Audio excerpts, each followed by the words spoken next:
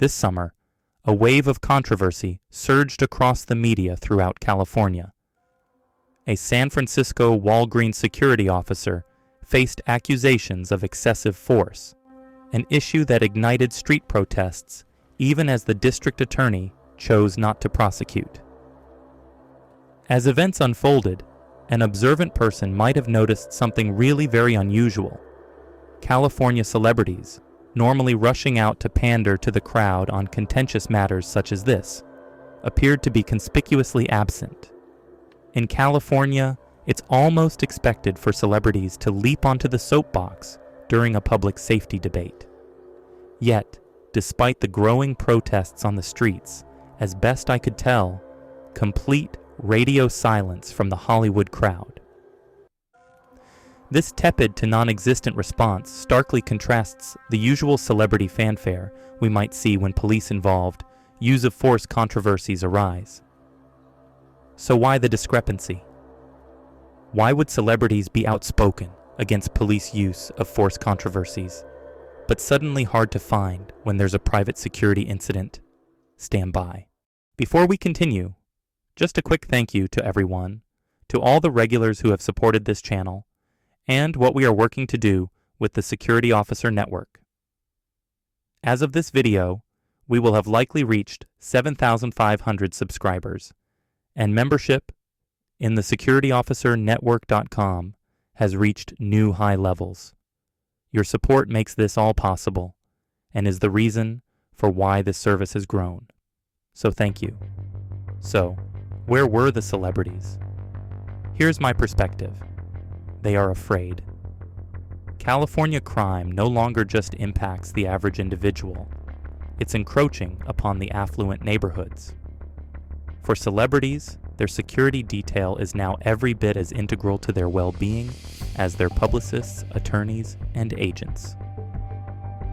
If California DAs start prosecuting security guards, rightly or wrongly, it will impact the willingness of officers and their companies to provide proactive security in that state. That's a worst-case scenario prospect for celebrities. Living in the public eye is a costly affair. It's a crazy world now, and having celebrity is expensive. As police presence dwindles and the criminal justice system collapses, private security becomes the security blanket for those who want to maintain their status as celebrities.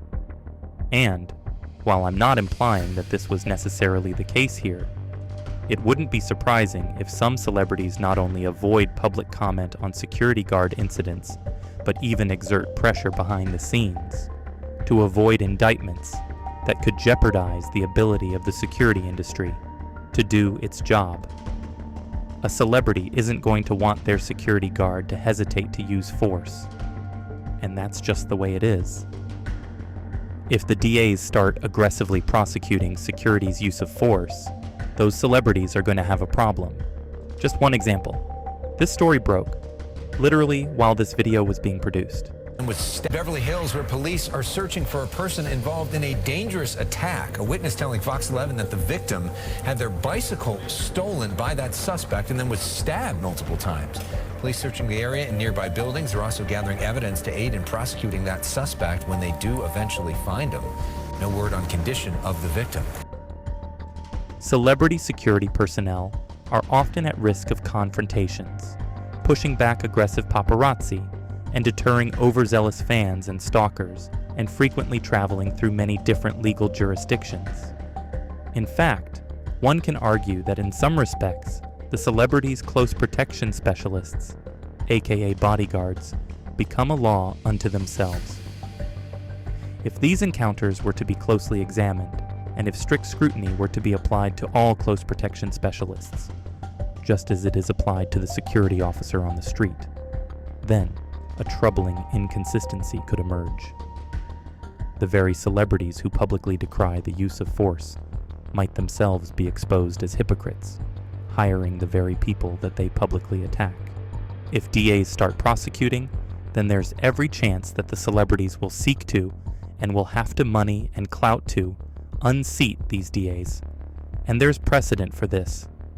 At least one prominent California DA has already been recalled. This brings us to an ironic twist. The well-off, with their private security, remain insulated, while the average person, the individual, without the means for private guards, bears the brunt of a society where the police are increasingly absent and public safety is no longer assured. Of note, this also underscores what might be an interesting paradigm shift. Previously, sovereign immunity and the police union's protections provided a reason for why one would become a police officer instead of a security officer. Yet, now, at least in wealthily affluent jurisdictions, one has to wonder if the security officer has a better chance of avoiding politicized prosecutions. What does this mean for the future? The demand for private security services is poised to skyrocket.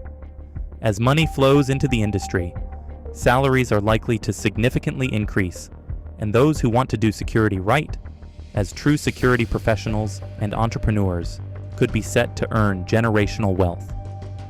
It's the time to get in on the ground floor of the next iteration of this industry. Private security companies have stepped up to help fill the gaps because of the dwindling NOPD manpower. More thoughts on this later. Don't forget to like and subscribe so that you can keep up with all of the latest updates. And, as always, if you are serious about being a security professional, then join us at thesecurityofficernetwork.com. So, what are your thoughts? Am I off base with my observations? Drop into the comments and share your point of view. Thank you. And until next time, stay safe.